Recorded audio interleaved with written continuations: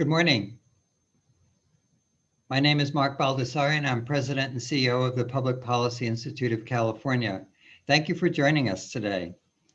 We are very fortunate to be talking with Secretary Leon Panetta, especially given all that's going on in the state and the nation. He has made tough decisions in leadership positions for decades and during some of the most consequential moments in American history. This event is part of the PPIC 2020 Speaker Series on California's future. As a public charity, PPIC does not take or support positions on any ballot measure or legislation, nor does it support, endorse, or oppose any political parties or candidates for public office. We'd like to thank the sponsors of this series for their underwriting support. These organizations are listed on your screen and on our website. The series is also funded by the PPIC Donor Circle and Corporate Circle, groups of individuals and organizations that provide generous support to PPIC. Please consider joining us as a sponsor or donor so that we may continue programs like today. More information is available at ppic.org. So during this hour we have together today, if you have any question for Secretary Panetta, please send an email to the email address on the screen. We'd appreciate you including your name and organization along with your question. We're going to have time at the end of the program for your questions. And now it's a pleasure to welcome you, Leon, and thank you for launching our 2021 Speaker Series.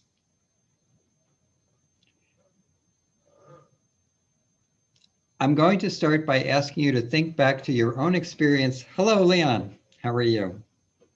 Thank you.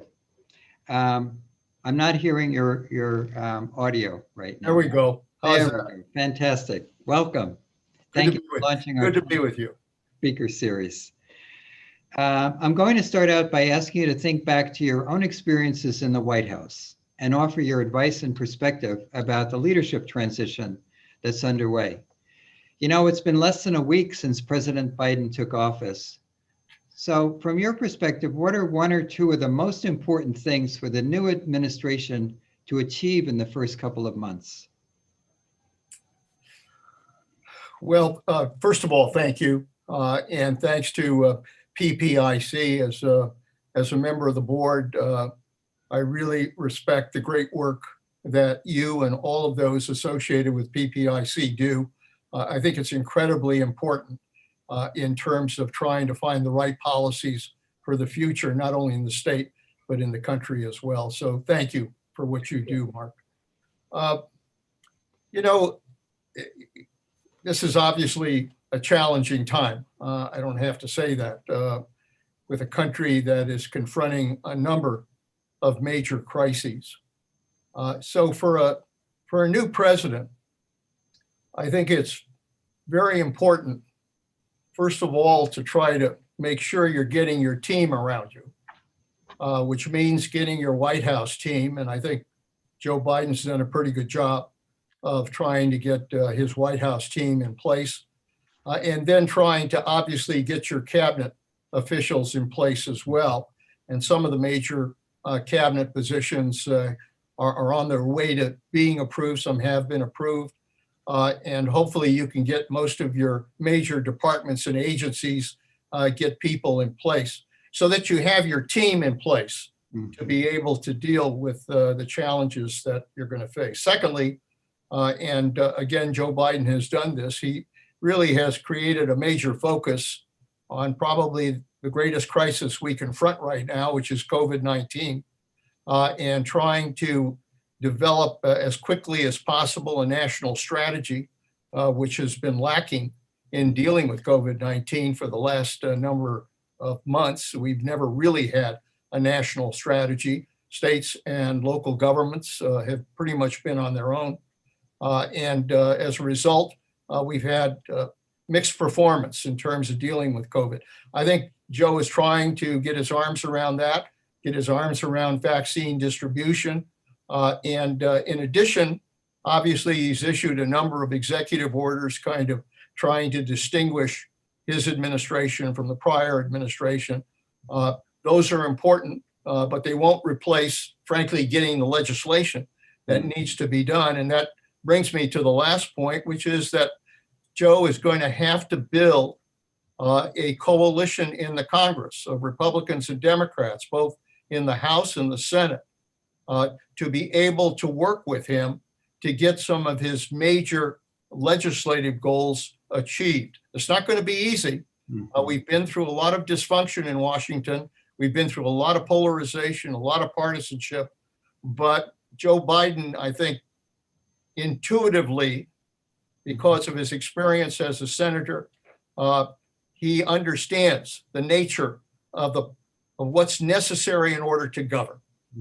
And so building that coalition is going to be extremely important because, frankly, he cannot fail on his first efforts to try to get legislation adopted. He's going to have to succeed so he can send a message to the American people that our democracy is going back to truly trying to deal with the challenges that face our society.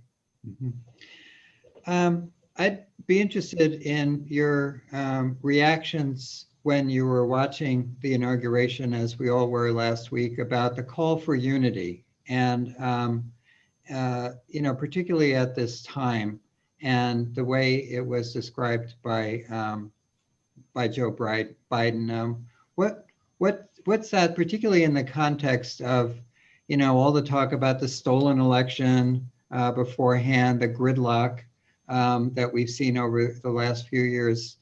What are your thoughts about the way he's set things up in terms of his inaugural address and unity? Well, I think the most refreshing thing is that what you see is what you get with Joe Biden. He's somebody I've worked with over 40 years in the Congress, both as a member of Congress, working with him when he was senator, as a member of the Clinton administration, working on legislation that he carried in the Senate as well, and then obviously working with him as vice president during the Obama administration. He's truly a decent person with deep faith and has a strong character.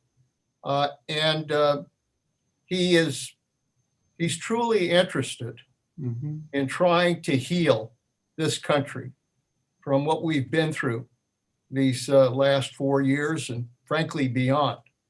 Look, Washington has been largely dysfunctional because of the partisanship, because of the polarization, because of the inability, frankly, of presidents and leaders in both Democrat and Republican parties to be able to work together to deal with the challenges facing our country. And I think Joe Biden understands that for him to be able to deal with those challenges, he's going to have to unify the country. And so I think his speech was essentially a sermon on unity and the importance of unity in our country. He's very plain spoken. He's not going to give you a lot of fancy language. He's basically going to tell you the way it is, and it comes from the heart. And frankly, I think that's refreshing to have somebody, a kind of Harry Truman type, who basically is very plain spoken about what this country needs and what he intends to do. And I am hopeful because I know him and because I know his abilities to work across the aisle. I'm hopeful that he's going to be able to put us on the right path for these next 4 years. Thank you. So you mentioned earlier about the importance of getting his team together, and this is an area in which you can provide some unique perspective for us. You're a former chief of staff, some thoughts about his chief of staff appointment. You're former Secretary of Defense, you're former CIA director, former member of the OMB. So give us a sense of those leaders, and the leaders that have been chosen for those leaders positions that you've held, and anything else that's on your highlight reel in terms of these initial appointments and what they're going to mean. Well, I think, as you look at all of the appointments that Joe Biden has made, the one thing that is very important is that they are qualified and experienced people who who are not going to have to learn about their job on the job. They know what their responsibilities are. Many of them have been there before. And so I think it's really important to get qualified people in these jobs. And they may not be, kind of high level, attractive, Hollywood type personalities, but they're workers. They're workers, and they'll be part of a team, and they'll get the job done. And I think that's important. I mean, look, Ron Klain is somebody I worked with in the White House when I was in the Clinton administration. He was chief of staff to Al Gore, and he was chief of staff to Joe Biden. He understands the role of being chief of staff, and he's got a great relationship with Biden. They know each other, and that counts for a lot. If you're going to be a chief of staff, you better have a trusting relationship between you and the president, and have the ability to look the president in the eye and tell him when he's wrong. And I think Ron Klain has that ability as well. I think the others that have been appointed as National Security Advisor, the Secretary of State, Tony Blinken, Secretary of Defense, Lloyd Austin. I work with him. He's got tremendous experience, well qualified, great to have the first Black Secretary of Defense. It's a wonder we haven't done that earlier, because a lot of our armed forces are Blacks and have served very well. I think Janet Yellen as Secretary of Treasury, well qualified. She'll work well with the Federal Reserve Chairman because of her own experience. So I think in area after area, these are people who are qualified, they're experienced, they know the job, and they've got to get it done. Now, this has not been a good transition. Frankly, they didn't have much of a transition at all because the president took the position that he had gotten elected. That message went out to most of the people in his administration. So they didn't work that closely with the new people. And there's a price to be paid for that, because you don't know all of, the policies and politics that have been put in place in many of these departments and agencies. And there are landmines out there that you're going to have to discover once you're in the job. But because these people are qualified and experienced, I think they'll be able to find where those landmines are and try to not only correct them, but then put in place the policies that Joe Biden wants to get accomplished. And a lot of people in California are wondering what the new administration is going to mean for California. There's been definitely a very tense relationship between the Trump administration and state government in California over the last 4 years. So what does this change in leadership mean for the state of California? And then I'd like to get your perspective on what does it mean to have a vice president who's from California, and an attorney general who, if he's confirmed, will be from California. Having been in the White House and been in those meetings, does that matter? Or, yeah. Yeah, it counts. Okay. It counts. I remember as chief of staff to Bill Clinton, having to respond to a healthcare crisis in Los Angeles, and being able to meet with the people from LA who were concerned about whether or not they would be able to maintain some of their hospitals there. And I was able, as chief of staff, to work with them, get the right people to assist them, and get that done. When there were floods here in my hometown of Monterey, that isolated Monterey, I was sent out by Bill Clinton to come here and try to provide FEMA assistance to the communities here. And obviously it was my hometown, my home area. I knew it well. So having Californians there in key positions, obviously with Kamala Harris as Vice President of the United States, and then having others from California as well that are part of the administration, Javier Becerra will be the new HHS secretary, as well as others. I think that California will be in a much stronger position to be able to seek the kind of help and assistance that is going to be critical. Look, as I said at the beginning, we're dealing with a number of crises. In the 50 years I've been in public life, Mhm. I never thought I would experience the four horsemen of the apocalypse arriving, but Yeah. we've seen that. We've had to deal with a worldwide pandemic, and we've lost over 400,000 people. California is having to deal with that. It's a major problem here. So that's one area that's going to have to be addressed. The recession, the economic recession that's impacted on the country has impacted on California. We got a lot of unemployed, and it's impacting on businesses as well. We got inequality, growing inequality in this country, because those are the people that are being impacted the most. We have domestic terrorism now with what we saw happen at the Capitol, and the challenge that represents. We have climate change, and we've seen it in spades here in California with wildfires. So almost every critical area that this country is facing, California is facing. Mhm. And I think we have a president who wants to address those issues. And because he does have a good team, I think California will be in a much better position to be able to get the help it needs in order to confront those problems here in the state. Thank you. So you mentioned in your comments something that I want to come back to and revisit through your eyes. It was 3 weeks ago, we saw an attack on the U.S. Capitol.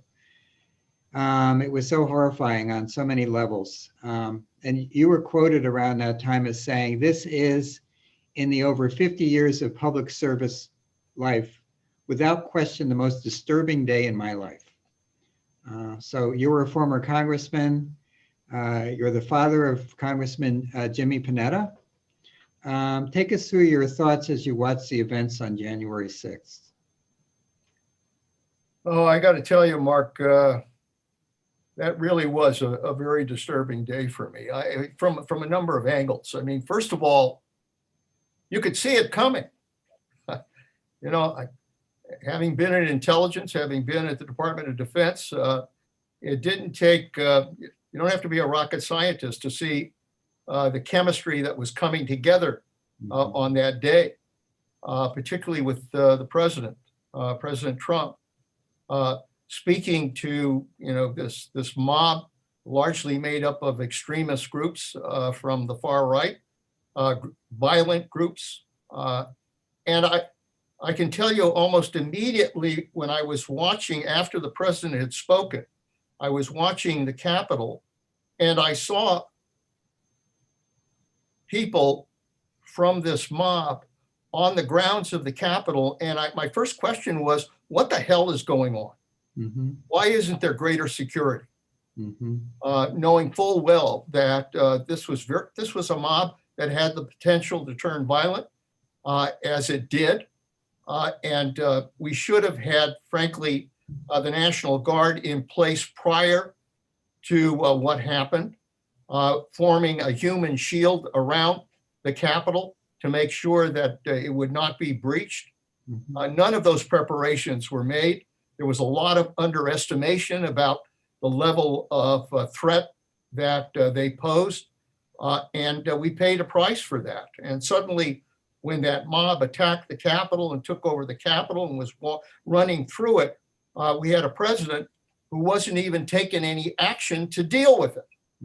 Not getting the National Guard out, not getting all of the forces necessary in order to restore order. And what happened was our democracy came to a halt. Our democracy came to a halt. And I think it told all of us just how fragile our democracy really is, and how in danger our democracy was to that kind of mob attack that literally threaten to undermine our democracy itself. Now, we have survived, obviously, thank God. We survived and democracy went back to work and the vote count was completed. But I think we have to be very vigilant that what happened on January 6th is a lot like what happened on 9/11, in that it really kind of empowered terrorists to think that they could attack our country again. And I think January 6th is very much an event that will empower terrorists in this country to think that they can do that again. And so we're going to have to be a lot more prepared, a lot more vigilant in dealing with that threat, because it is real. These people don't care about who's hurt, who's killed, and what can happen to our democracy. And for that reason, I hope that both Democrats and Republicans rise up to the situation and make sure that we are fully prepared to protect our country from that ever happening again. Thank you. Well, you answered my follow-up question, which was going to be the level of threat that was represented. So I would like to move on and ask a different question related to the consequences of this event. And take us through what's at stake with the Senate's impeachment trial for Donald Trump and how you see it playing out. Well, it's something that has to happen. It has to happen. You cannot have a president of the United States deliberately inciting that mob, deliberately telling them that he had been elected and not Joe Biden, and that they had to take that election back and not have it stolen, telling Vice President Pence to basically rule for him, despite what the Constitution provides, and then to say, I'm going to lead this group and be there with you up to the Capitol. There's no question that these were words of incitement, and that in some ways he knew what that mob was about. And we cannot have a president of the United States.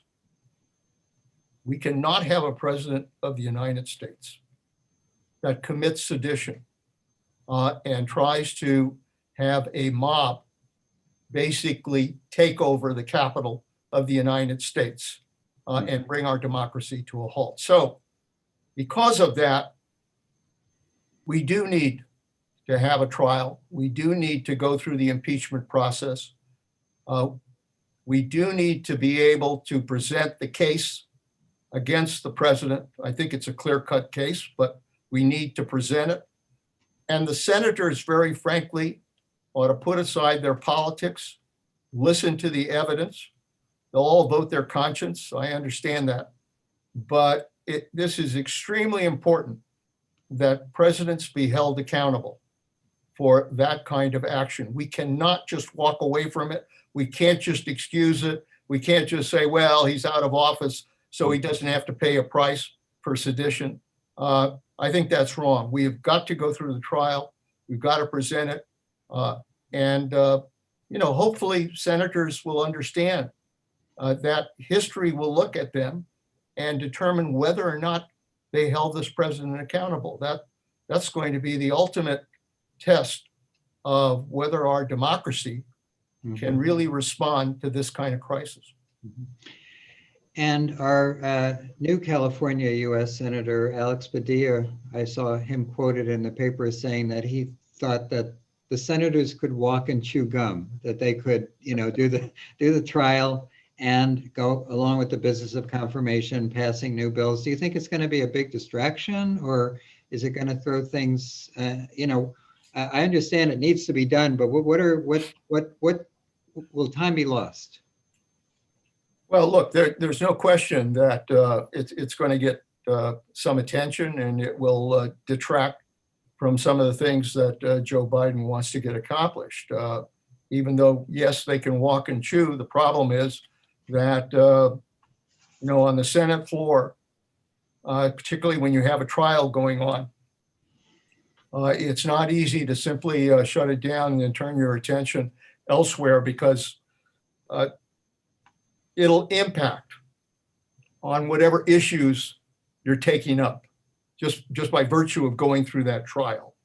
So you've got to be careful about that. I think they've taken the right step, which is to take the time to reschedule it to February 8th. And in the interim, Joe Biden has been able to get some of his people approved by the Senate. He's trying to work on his COVID aid package, and I think that's important. Frankly, they ought to try to get that done before the impeachment trial, if they can.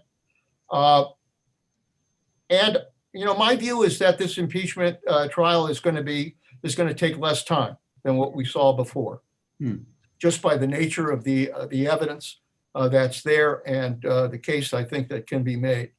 So yeah, it'll take a week, but I think in the end, it has to happen. It has to happen. And I understand that 17 Republicans may not ultimately vote for impeachment, but it still has to happen. And in the end, they too will have to be judged by history as to whether or not they made the right decision at a moment in time when our country was under threat from both a past president and a mob of people who were trying to literally destroy our democracy. Well, let's turn to a topic which you mentioned in passing here. What the number one issue for Californians right now is COVID-19. It's for Americans. It was a year ago that we started seeing the rise in cases. Little did we know here would be a year later. There's just been devastating health effects, economic effects, social impacts of the pandemic, especially on communities of color. So as you look at the last few weeks, I'd like to get your sense of President Biden's recent actions and Governor Newsom's recent actions on the pandemic. Well, look, I think first of all, I think we have to be frank that we've paid a price for failed leadership on this issue. A year ago, there was evidence, and even President Trump himself said he was briefed on the pandemic and knew that it would be serious. And yet, he was trying to avoid having to confront it. He could see the political consequences of having to deal with the pandemic. And so he kept trying to be Pollyannish about the fact that somehow this thing would pass. We'd all be in church on Easter and enjoying ourselves. We never got the truth. And so there were a lot of mixed messages. And frankly, the president never really wanted to put together a national effort, a national strategy to confront a pandemic where, we would basically be making clear that all 50 states had to work with the federal government to deal with this pandemic. And instead, obviously, the message went out that all 50 states were kind of on their own. Everybody had their own standards, their own different requirements. And the result was we did not effectively get our arms around this pandemic. And we paid a price for that, paid a price in over 400,000 dead in this country. And the likelihood of, that we're going to go to 500,000 within the next few weeks. And in addition to that, the kind of vital assistance that was necessary for healthcare workers to give them the support that was essential to deal with this pandemic was also haphazard. We didn't put the president didn't put the Defense Production Act into operation to try to assist in this effort. The military, it was kind of hit and miss with the National Guard trying to provide help. It was basically failed leadership, and we paid a price for that. And Joe Biden, to his credit, is trying to now get his arms around that and establish a national strategy, get the Defense Production Act put in place, be able to, he's got FEMA out there now trying to set up vaccination sites, trying to deal with the whole vaccine problem, which, I think has been poorly managed, frankly.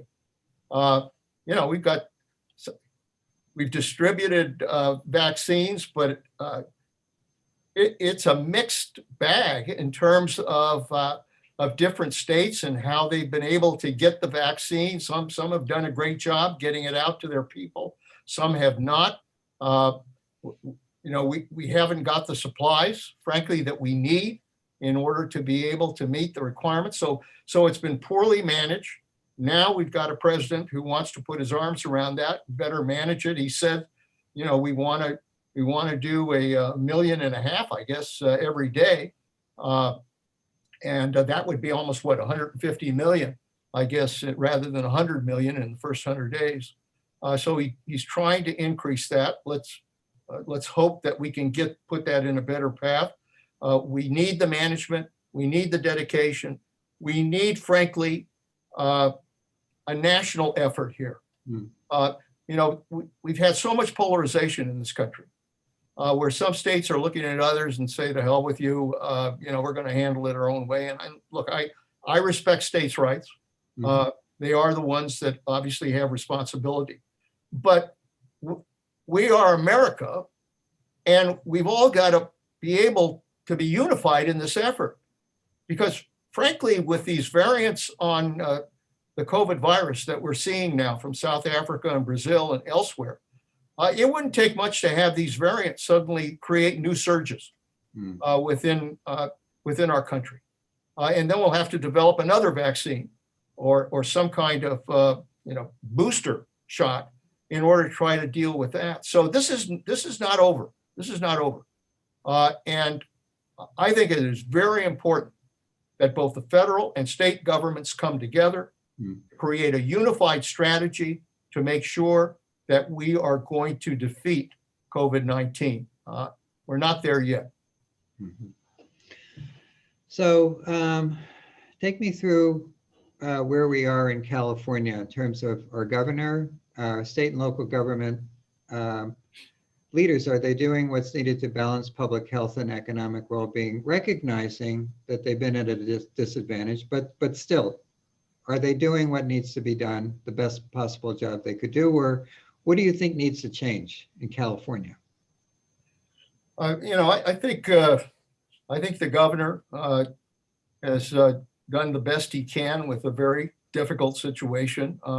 It's not easy to deal with a pandemic that's shutting down your economy and putting people out of work and shutting down businesses and trying to confront that. And I think he's been trying to do the best he can. The one thing I will give him is that he really has relied on science and the best advice that he can get in order to make those decisions. Having said that, there's been a lot of poor management, in terms of being able to competently deal with the aid that's being provided. I mean, what we've seen happen at EDD and the amount of fraud that we see occurring there, what we see happening in some of the other agencies, the kind of mixed presentation of help that we see in different counties, the different standards that have been applied. Some made sense, some did not make much sense. I think that's created problems, and it's created some confusion, and it's hurt him. It's hurt him politically.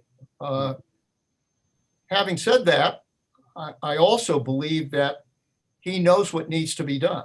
And now with the federal government being one that can be a partner in this, I think he can really get the help and assistance he needs in order to be able to deliver the help that is needed in each of these counties. Right now, very frankly, the fundamental responsibility is to get this damn vaccine out to people. And right now, here in Monterey County, we don't have enough vaccine.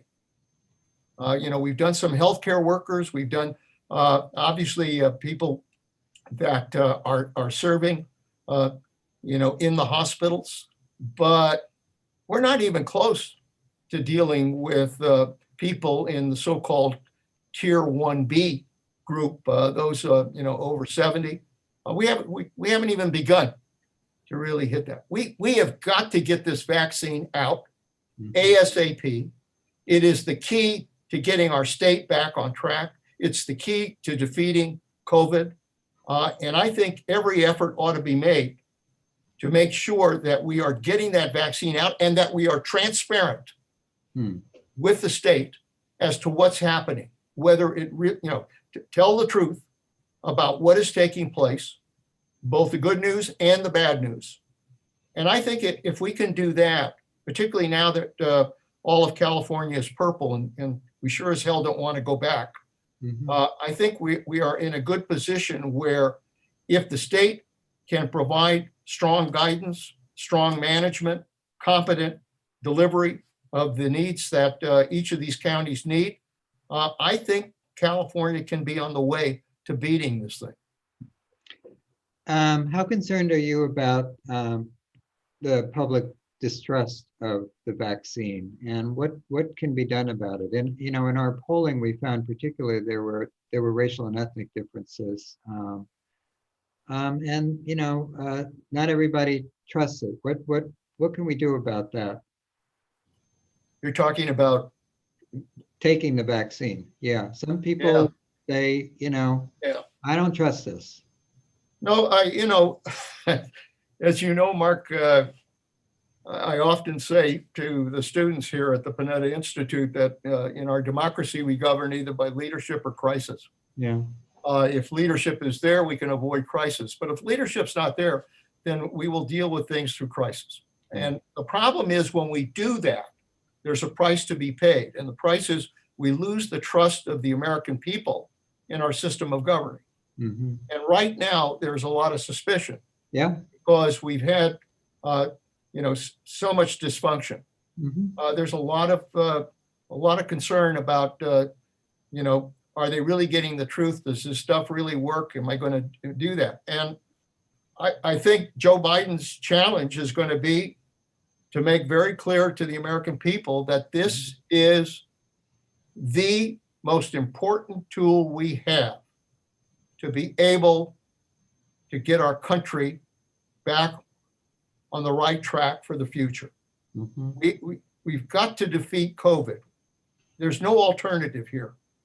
COVID is the issue in terms of our economy, and it's the issue in terms of inequality in our society, and it's the issue that can truly undermine us if we don't get our arms around it. So I think Joe Biden is going to have to make clear to the American people that it is essential that they take this vaccine and not avoid it, because frankly, and there are groups I know that have said they don't want to take it, but I have to tell you, our future is dependent on whether or not we all take this step to make sure that we are not spreading this virus again. And I think we do have to make clear that everyone has a responsibility to take this vaccine. Well, I think you've said it very clearly here today, and that might be the message going forward. So you're a former OMB director, known for fiscal discipline, and I've heard your fiscal discipline firsthand as a PPIC board member. So we have a $1.9 trillion COVID relief plan. That sounds like a lot of money. What's your view? Is that how much money we need to spend? Well, I guess I have to take you back to before COVID-19 Okay. and the fact that, frankly, neither Republicans or Democrats have been very fiscally conscious about what Mhm. needs to be done. There's been very little fiscal discipline Yeah. in terms of dealing with the government. And frankly, it's always the good times. When the economy is doing well, is when you should be putting fiscal discipline into place because you have the room to do it in terms of the impact. Well, look, neither Republicans or Democrats have been willing to take on the tough issues, whether it's entitlements, whether it's discretionary spending, or whether it's taxes. They Mhm. just have been unwilling to deal with that. And so, we've had, as you'll remember, when I was OMB director, we worked and we had a balanced budget and we had a Yeah. surplus. And that went to hell very quickly, with a tax increase package, a recession, 9/11, and a lot of other things that took place. And so today we're now paying a price for that failed leadership, by the way. And, we're dealing with COVID-19. We're dealing with a serious recession. I understand the need to provide aid to the unemployed, to our businesses, to try to get us out of this rut that we're in. And I'm one of those that believes, yes, you've got to provide necessary aid. And we provided 1.9 trillion. We provided another 900 billion recently. And the president's recommending another 1.9.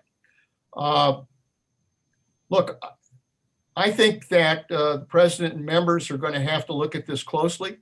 I think that's probably a starting bid by President Biden. It'll probably get shaved down as they get into negotiations to try to make sure they can get the package adopted. But I do believe, very frankly, that we need another aid package, particularly for states and localities, and particularly for those businesses that have been most seriously impacted, as well as the unemployed. We just need to provide assistance so they can get back on their feet and put our economy back. Having said that, I really do believe we've got to begin to think about restoring some fiscal discipline to the country. And what I would do is develop a 5-year budget track that while, we may be increasing deficits now, that over a 5-year period, we're going to gradually try to implement better fiscal discipline because we've got a debt now that's approaching $27 trillion. It's over 100% of GDP. It will undermine our economy in the future if we don't deal with it. So we have an obligation to try to, yes, deal with COVID-19, do what's necessary, but as we approach the next 5 to 10 year path, do everything necessary to try to get our country back in some kind of fiscally responsible state. Thank you. It's time for audience questions, and we're getting some good ones that have come in. One of them, do you think there's any real chance of bipartisan cooperation in Congress? And if so, in what areas? Well, it's a very pertinent question because in many ways it'll tell us a lot about whether Joe Biden's going to be able to govern or whether we're going to have 4 more years of gridlock. Yeah. Joe Biden, as I said, understands how our democracy works. I mean, I come from the same school, having served in the Congress and seen it at its best, where Republicans and Democrats have worked together and done a great deal as a result of that. And I believe we need to get back to that. And Joe Biden understands that. That's what he's trying to do. So to do it, obviously, it still has to be a two-way street. You can't keep talking about the importance of it and then have the other side continue to walk away from any opportunity to try to develop consensus or compromise. So I think what Joe has to do is to try to target some issues at the beginning where he has the best chance of getting a bipartisan coalition in the Congress to support his package. So number one, COVID aid. I think, as I said, it may not be 1.9, but whatever number they can work out and agree to and get a package adopted, I think that's critical. And I think there's a good chance of putting together that kind of coalition to do that. Secondly, infrastructure. We know infrastructure funding is important for the country. We've been saying it. Republicans and Democrats have been saying that for years, but they haven't been willing to come together and really do it. I think Joe Biden can pass a jobs bill by funding infrastructure in both rural and urban America. And I think you can get bipartisan support for that. Other areas are going to be tougher. There is a need to do some healthcare reform to deal with issues that we were facing in the Affordable Care Act that have never been dealt with. I think there is some effort to try to put some of that together. Immigration reform as well. So there are some areas that I think can be targeted. Anything in particular on healthcare, particularly as we think about going through this pandemic, things that haven't been dealt with? I think the important thing is, again, the outreach to make sure that everyone has a chance to get health care.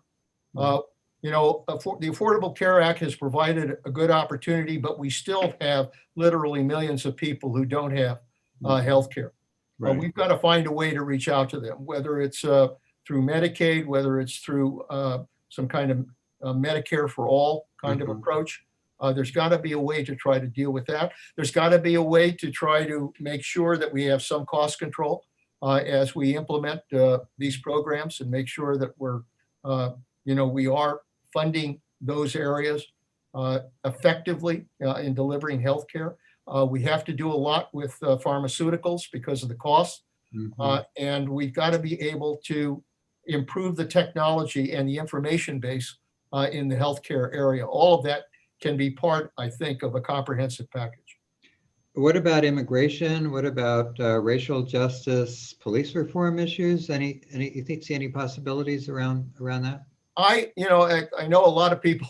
We've had so much brutal politics over immigration, and it's been unfortunate because President Trump basically politicized that issue. Made it a target in the campaign. Talked about the wall being the answer to everything in dealing with immigration, and it really has split the country apart in terms of dealing with it. Having said that, we are a country of immigrants. My parents were immigrants from Italy.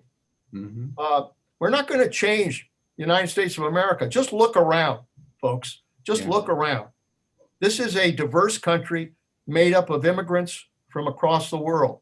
And it is our strength. It's not our weakness. It's our strength as a country. So we've got to deal with immigration. Yes, we need better security on the border and elsewhere. Yes, we need to deal with the ability to provide legal workers in key areas in our country. And we also need a legalization effort for those that are already here. You need it to be comprehensive. When I was in Congress in the 80s, I sat in a room with Republicans and Democrats, and we negotiated the immigration reform at that time. We came to a bipartisan agreement on it, and we passed it overwhelmingly as a result. During the Reagan administration, we were able to do that. You got to do the same thing now. You've got to be able to come together. Everybody's going to have their area that they want covered. All of that can be part of comprehensive immigration reform. But we need it. It is a broken system today, and ultimately we have got to fix it. And what about police reform? After George Floyd was killed, there was some movement, and then it stopped. I think Joe Biden would do well to call together the leaders of those minorities that have been impacted by racial injustice. Bring together some of that key leadership together with law enforcement. Put them in a room and try to work on some of the important reforms that all of us, I think both law enforcement as well as those that are the victims, understand need to be done. And try to get a package that we can put through on a bipartisan basis that can be enacted. I mean, if we could do prison reform on a bipartisan basis, we can do police reform on a bipartisan basis as well. Thank you. Well, we only have 5 minutes left, and there's a question that I think we could spend another hour on, really having to do with foreign policy and foreign threats. But in particular, let's just try to see if we get your thoughts about the immediate and long-term dynamics of our relationships with the Russians and where we are now with the Russians, and what Joe Biden will be facing. Yeah.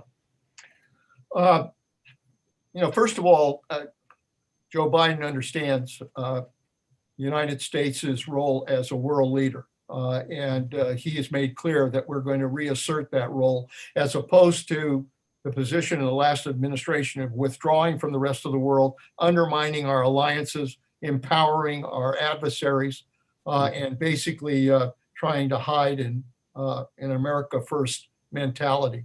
So that's important. With regards to Russia, Russia is an adversary, and they're trying to undermine the United States. That's what they're about. Whether I was director of the CIA or Secretary of Defense, it was very clear to me that the Russians have one goal, which is to undermine the United States, to weaken us. We need to understand that. The way you deal with Russia is not from weakness. It is from strength. And Russia has read weakness in the United States for a while now, and particularly with Trump. And so the result is that they went into the Ukraine. They went into the Middle East, into Syria. They're trying to go elsewhere. They have certainly used cyber attacks, not only to undermine our election, but we just went through the boldest cyber attack we've seen by Russia recently. I think the United States has got to make very clear, working with our NATO allies, we have to make very clear to Russia that there are lines that they cannot cross and that they will pay a price for. So we need to assert that kind of strength. Once we've done that, then I think we ought to be able to sit down and pursue, hopefully, some goals with regards to nuclear disarmament as well as other areas. But you can't do it without making very clear to Putin and to Russia that we will not tolerate the things that they're trying to do, and we will respond in kind. I think one of the things that's disturbed me from these cyber attacks is we've taken it, but I'm not sure we're giving it back the same way. And you have got to let the Russians know that if they're going to play that game, it's a two-way street, and they will pay a price. Another question from the audience, and we are getting short on time, so I'd like to see if we can take a couple of others. But there's one having to do with the white supremacists and far-right extremists, coming back to the January 6th insurrection. Your experience through both Secretary of State, CIA, what will the Biden administration, what should they do? And what do you think they'll do in response to the attack on January 6th? We cannot tolerate extremist groups on either side that want to use violence as an approach to getting their way. We can't do that, and we can't allow that. Mm-hmm. So our responsibility is to defeat extremism in this country. And Joe Biden ought to make that clear. We're going to defeat extremism in this country. There's no place, as far as I'm concerned, for white supremacists or Nazi groups. There's no place for those that have conspiracy theories that somehow, undermine our entire democracy. I mean, and you saw what those groups did on January 6th. They didn't care about what happened to the Capitol. They didn't care about what happened to our democracy. They didn't care about the rule of law. We have got to make clear that there is no room for those kinds of groups in the United States. And so law enforcement, the FBI, and the administration have to do everything necessary to make sure that we're keeping track of those groups and that we are prosecuting those that violate the law. Thank you. Oh, I don't know where the time went, but we're about to close, and I have just one other question for you. So many challenges facing California and the nation. As you look ahead, what gives you hope? I think what gives me hope is the fact that I believe in American leadership, and I believe that the American people, regardless of their political instincts and positions, that the American people truly do share the same concern for our country, for our democracy, for their families, for their ability to have a good job, for their ability to raise their children, their ability to care for those that need health care. These are common factors throughout our country. There is a commonality in the United States of America that in many ways represents our strength. And look, we have been through crisis throughout our history, whether it was the Civil War or world wars or recessions or depressions or natural disasters. And somehow we've always risen to the occasion. And I think today, after the disaster that we've seen over these last 4 years and the crises that we're confronting today, I really do think that deep down, there is a sense among all Americans that we have a responsibility to make sure that our children can have a better life in this country. That's what my parents were about. They came here because they thought they could give their children a better life, the American dream. I think our responsibility as Americans, no matter whether Republicans or Democrats or independents or whatever, our commitment has to be to make sure that the American dream is real for our children. Thank you. So we've reached the end of our program. I'd like to thank Leon for joining me today. Really appreciate it. Good to be with you, Mark. Yeah. I'd like to thank all of our sponsors, and finally, thanks to all of you for joining us for this, our first program in 2021. Later today, you'll receive a survey, and please take a moment to respond. Thank you once again for joining us. Please be safe and have a good afternoon.